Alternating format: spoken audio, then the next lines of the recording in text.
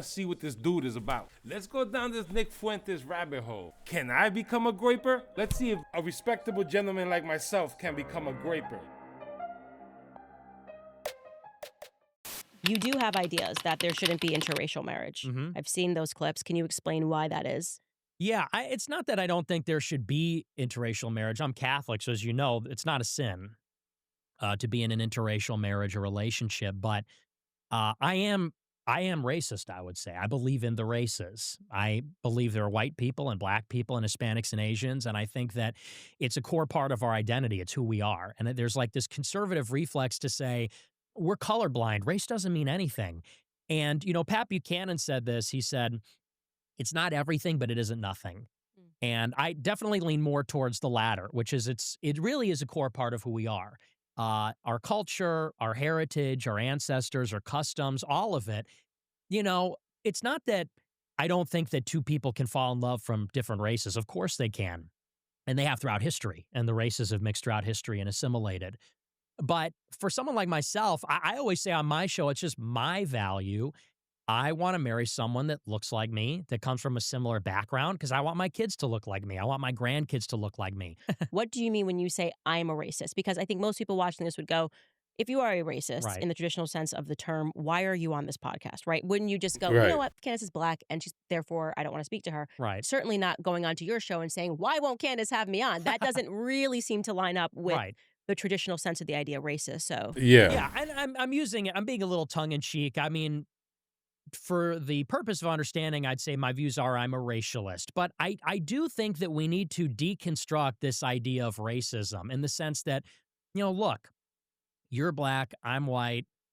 It is what it is. For my entire life, people have been walking around on eggshells about the subject of race, about white people being racist. Can I say this? Can I say that? Can I have this opinion? And me, I'm sort of, Gavin McInnes said it like this. He said, you're kind of post-racist. You're sort of after this craze where everything was racist. It's sort of this recognition that we live in a heavily racial world. And, look, sometimes we have racist feelings. Racist feelings like, I want to live in a white neighborhood. mm-hmm.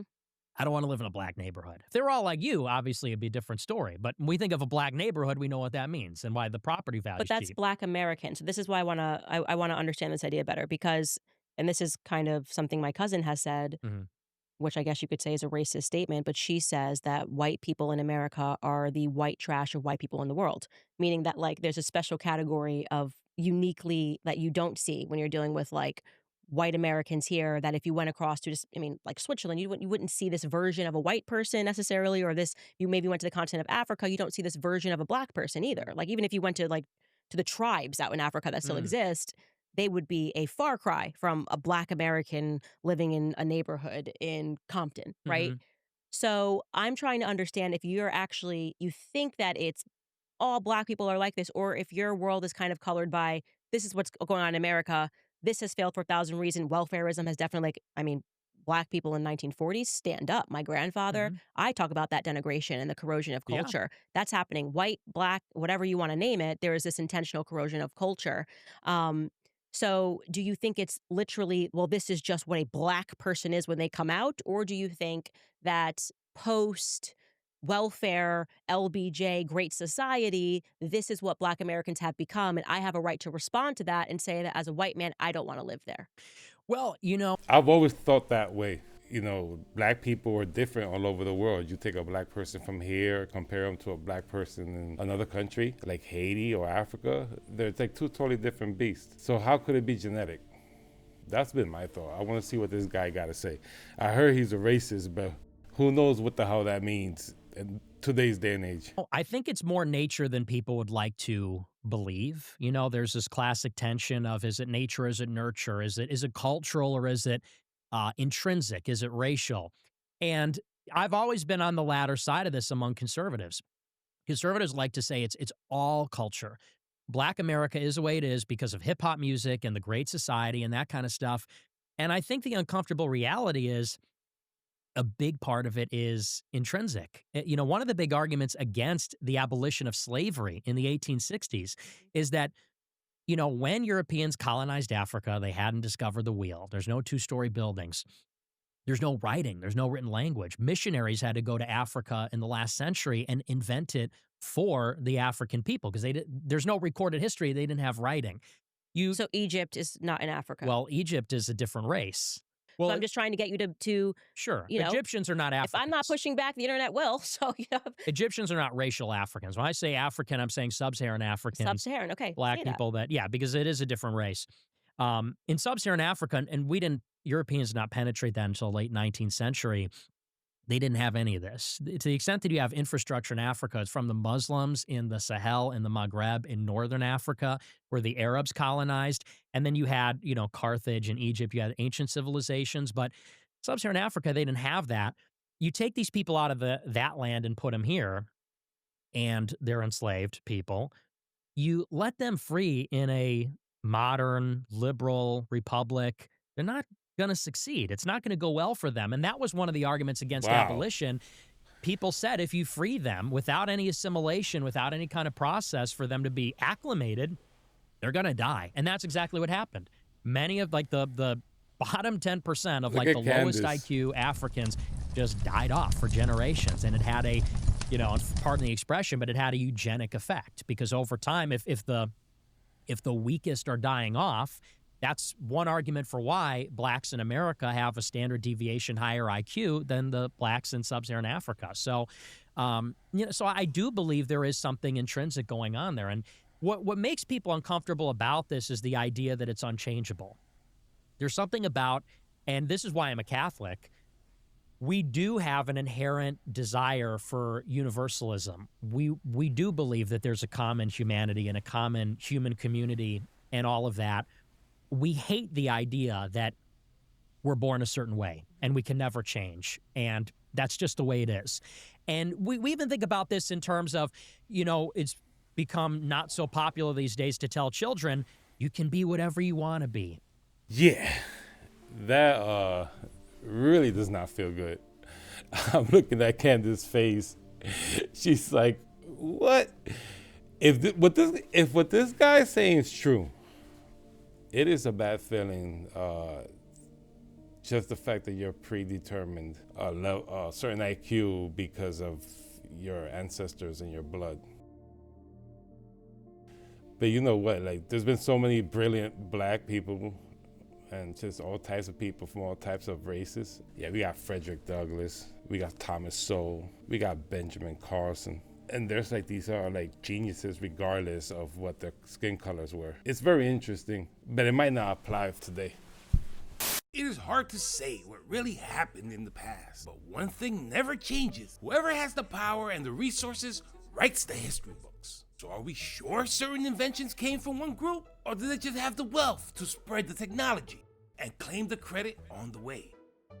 Is one group's art actually superior, or was it simply the art that got marketed, exported, and stamped into the culture? But if it is true, it will pull us into a dark reality, one where race relations and hierarchies don't just get debated, they get rewritten from the ground up. Because we know that's not the case. Some people are tall, some people are short, some people are smart, some dumb, some ugly, some handsome. That's why, by the way, incel dumb is a big part of this also. So you believe these are immutable characteristics that are assigned at birth? I think that, yes. For the most part. Things like race, all those attributes are immutable and unchangeable, and But they we have to changed. grapple with Just that. factually speaking, they have changed. They change over time, over the generations. Okay, so then you don't think it's immutable because if this was an For immutable an individual characteristic. person. Okay, so you're saying that if you are born at this space and time as Right. a black person in America, here is the cards that you're dealt with, and you can't change that over time. Something like IQ does not change. No, it doesn't change wildly. It only changes genetically over. IQ is a big one, and that changes. That's a genetic trait. And so that can change over the generations, but you can't take an individual that's 75 IQ, which is the average in West Africa, and take them to 100. So two dumb people can't produce a smart person. I believe they can actually, but So does that kind of debunk your... no, because it's rare that happens. But IQ is a heritable trait, so it's unlikely that happens. Okay.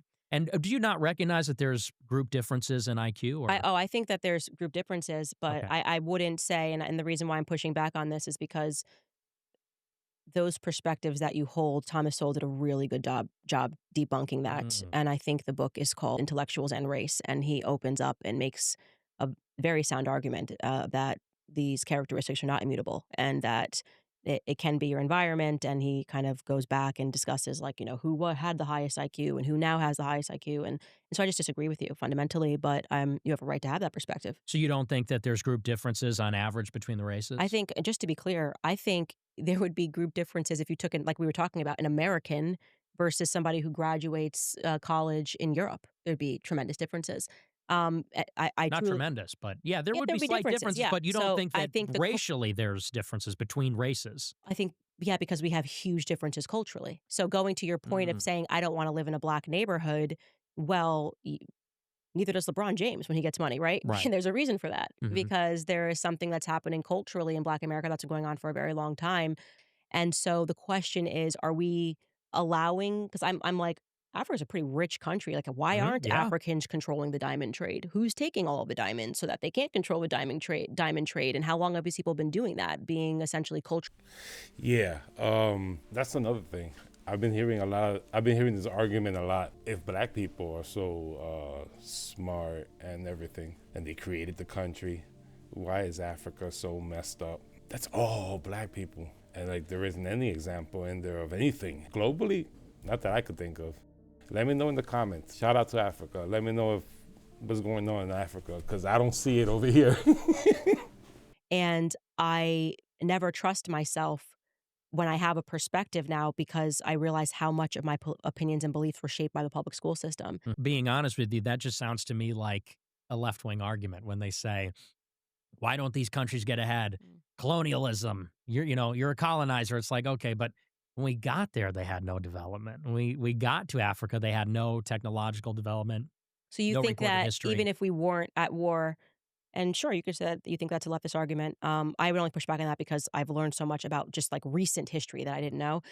But you think that the Middle East, like, if we had done nothing in terms of the Middle East, that they would just be savages and just be like, America didn't do anything it doesn't set anything backwards, and you're just like bombing a place. Yeah, kind of. I think that we did set them back because when they don't have political order, it prevents development and investment and things like that. But, again, when you look at the antecedents of all these, the history didn't start, like you said, with World War II in the 20th century. There's a reason that European civilization created this enormous gap between them and everybody Oh, else. And I don't think it was that it was white supremacy or it was unfair or something like that. I think it's because Europeans are smarter. I think that on average, So to Europeans are use your smarter. argument against you, that could be said about Ashkenazis. exactly. So if you're sitting here saying, I believe in some conspiracy and Mhm. that it's a coordinated effort and blah, blah, blah, they could look at you and say, that's a leftist argument. We're just smarter. I Do you think they agree? are smart. They are I think smarter, they're the probably smartest.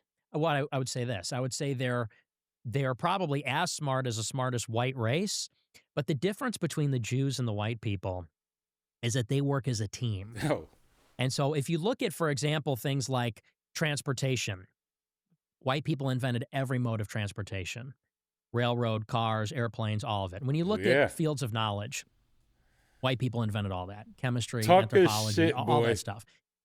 So white people really did give birth to the modern world in a major way. Jewish people are high verbal IQ because they're lawyers, they're rabbis. That's what a rabbi is a lawyer. That's what the Talmud is.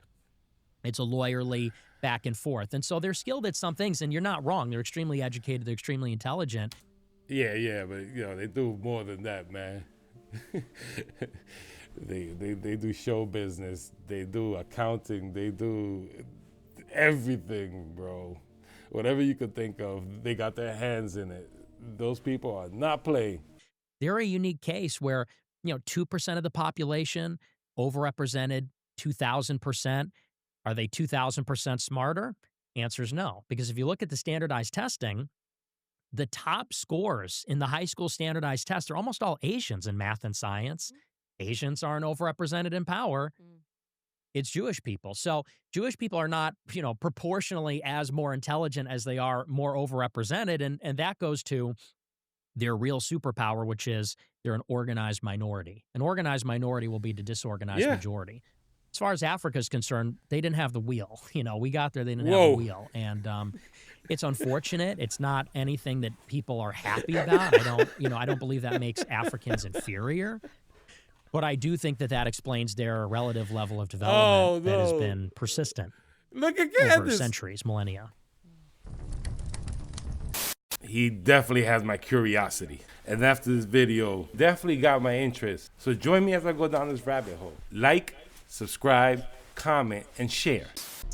Like, subscribe, and share for more videos like this. And I'll see you next time on Z's